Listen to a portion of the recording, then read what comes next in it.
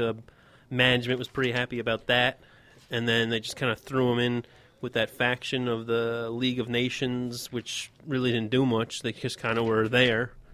So it'll be interesting to see what happens after this angle, because I don't think it will last that long. I think once one match, and what's going to happen? They're going to have a rematch at the next pay-per-view? I don't think so. Maybe. I mean, we've gotten enough rematches, and we're going to get another one between Baron Corbin and Dolph Ziggler. So, I mean, nothing would be put past them. Number three. On the pre-show. Are they going to beat out Ryback and Kalisto on the pre-show? It could happen. When are they going to be done with this? The angle is dead to me. I don't know, man. It's never and the fact that they're not even on the main card ever, it's always the pre-show. It's just... I'm done with the angle, period. And I guess this is a good reason to split the rosters, because we're getting the same matches over and over again. Mm-hmm. Split the roster already. Yeah. And then have other people that comes in and fresh feuds, fresh talent called up from NXT. Well, it's going to happen in July, so we got a little over a month, I guess. So also, the women did you say that they were on the pre-show? Yes, to me yesterday. No. I read one website, and then I didn't believe what they said, and I looked around, and it hasn't been confirmed by anybody else. So I'm not going by what they say. I would not think that they would be two matches. It's not like WrestleMania, where you got time on the pre-show. I think the women will probably actually be on the main card, as we have Becky Lynch and Natalya taking on Dana Brooke and Charlotte. And interesting to see looks like a little dissension between Dana Brooke and Charlotte, because Charlotte was taking on Paige in a match. She got tossed outside the ring, and Dana Brooke threw her in the ring and cost her the match. And Paige was victorious. And then in the back, they had a little argument, so I don't know if that team is going to be around for too long together. See, I think they're kind of rushing that. I would have kept it going for a bit. It kind of is like the female version of Shawn Michaels and Diesel, if you think of it a little bit. Because you have her as her like enforcer, bodyguard type deal, and then do that for a little bit, build that up, and then have Dana Brooke finally be like, I had enough of you, and then go for a match, maybe possibly SummerSlam, or if you wanted to wait till the end of the year, like a Survivor Series type match or something.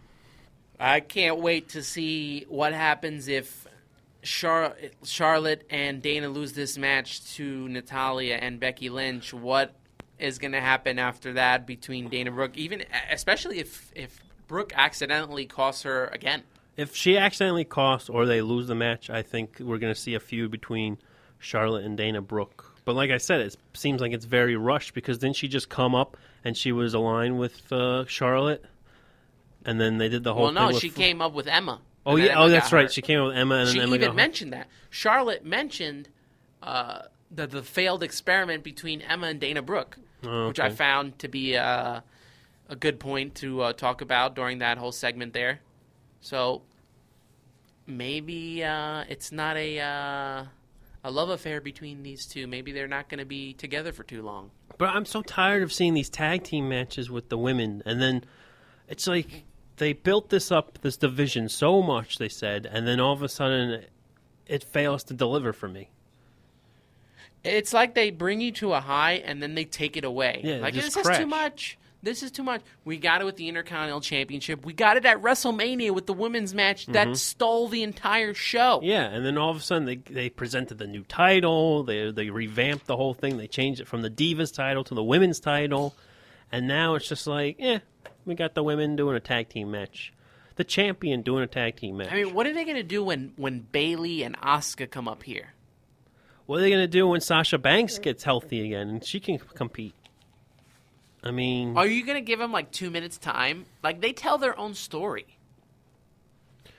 It's unfortunate because they have so many women now that can actually wrestle. And it's not like the girls back then in, the Attitude Era doing the evening gown matches and doing the bikini contests and all that. They can actually wrestle.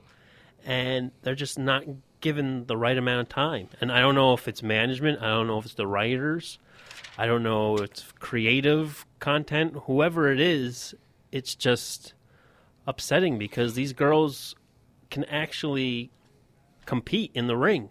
And like I said, it's not like, oh, a little fluff and puff, let's have a pillow fight and get everybody on their feet because some girl's half naked right now. And you have Jerry Lawler screaming puppies for 20 seconds. Yeah, we've mentioned this on the show in the past. We'd love to see just an hour show of just women's wrestling. We can't even get, 3 to 4 minutes of it. Because you have enough women to build like three storylines. Yeah.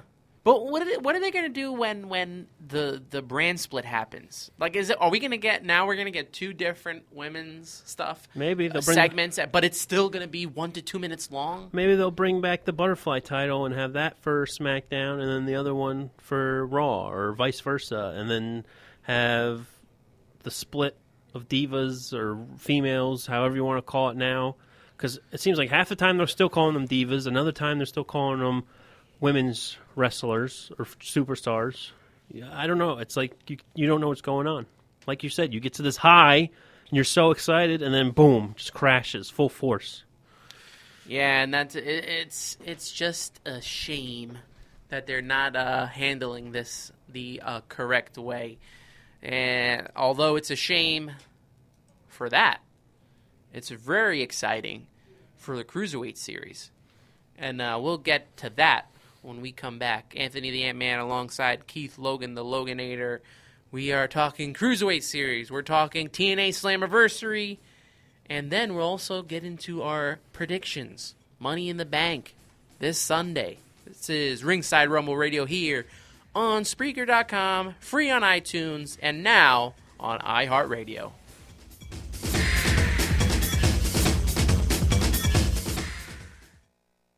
Man, do I love card night. You ready, boys? You got a king? Go, fish dad. Oh, come on.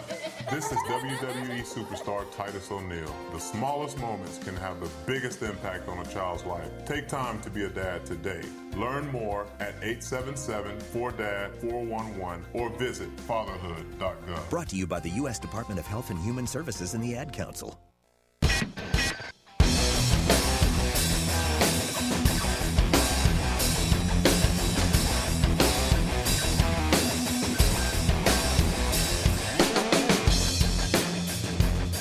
Oh yeah, Ringside Rumble Radio here on Spreaker.com, free on iTunes, and now iHeartRadio. Download that iHeartRadio app. Listen to us on all 3 platforms because we are ready to roll here. And we are on Facebook by searching for us on the Facebook search engine at the top. Search Ringside Rumble Radio. Like us. Also follow us on Twitter at Ringside Rumble. Keith Logan, I told you yesterday about the Cruiserweight Classic. Yes, you did. Did you get a chance to check it out? I checked out one individual that popped into my mind and got me excited to see him in action. And who was that? Tajiri. Tajiri is making a return, my friend. And I am ready for this, a Cruiserweight Classic. We have all the competitors. We will give them to you right here. Right now. Right now. When is this Classic starting? Soon, man. Soon. What's soon? Very soon. Okay. All right. If you did your homework. I didn't do my homework. You did not do your Obviously, homework. you can tell I've been I laxed in the Cruiserweight segment today. See, he doesn't like the Cruiserweights. I never said I didn't like it. I don't know why, man. The Cruiserweights are what made WCW's first true. Hour of Monday Night. This is true, true, man. Then they threw him on Thunder. And there were 1 or 2 matches on Worldwide when you woke up nice and early on a Sunday morning. Yeah. So, like you said, Tajiri, one of the competitors in the Cruiserweight Classic, along with Brian Kendrick, if we all remember him. Mm-hmm. Do you remember Brian Kendrick? Yes, I do. I'm glad you do. I do. It's true. Kota Ibushi, also in the Cruiserweight Classic. Grand Metallic, Zack Sabre Jr., who I have a lot of interest in seeing in this Cruiserweight Classic, along with Kota Ibushi. Those two, and there's a couple other ones. Noam Dar's in there as well. Cedric Alexander, I saw some of his moves because WWE posted some of their profiles on YouTube. So if you go to YouTube and see the profiles of some of these guys in the Cruiserweight Classic. And you can watch some videos too? Yeah. Damac is in there. Tony Nese. Zumbai. Clement Petiot. Say that 5 times fast.